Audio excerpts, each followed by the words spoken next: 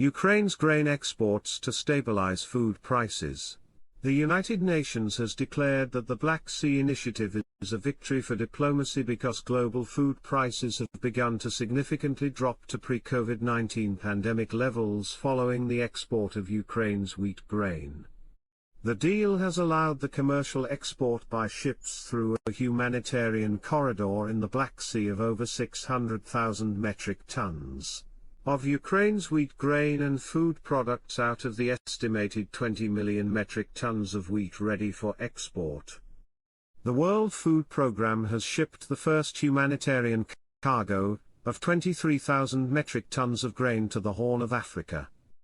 The deal was worked out between Russia and Ukraine despite the ongoing war with the mediation of the United Nations and Turkey. It was signed on July 27 in Istanbul and has unblocked millions of tons of food products and fertilizers that had been stuck in Black Sea ports since February this year. Antonio Guterres, the Secretary-General of the United Nations, said, "The positive momentum on the food front reflects a victory for diplomacy, for multilateralism, for people caught in the grips of a cost-of-living crisis, and for the hard-working farmers of Ukraine. But it is only the beginning. I urge all parties to ensure continued success." Guterres met with Turkey's President Recep Tayyip Erdogan and Ukraine's President Volodymyr Zelensky in Lviv, Ukraine, on August 18.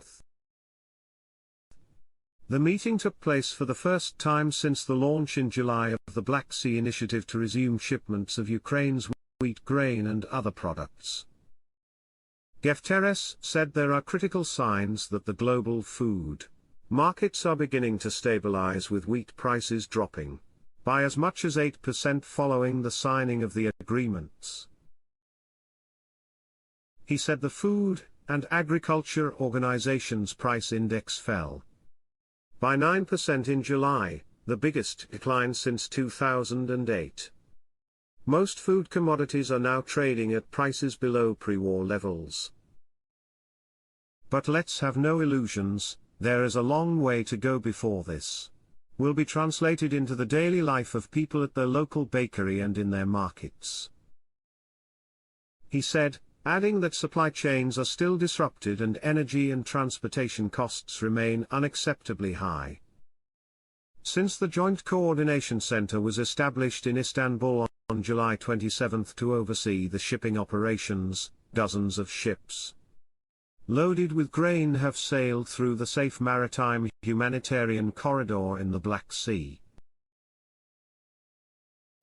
Countries that have received those commercial shipments so far included Ethiopia, Turkey, South Korea, China, Ireland, Italy, Djibouti, and Romania. The latest news on the United Nations and the world. Make sure to subscribe to this Facebook account by clicking the button above this video. See you next time.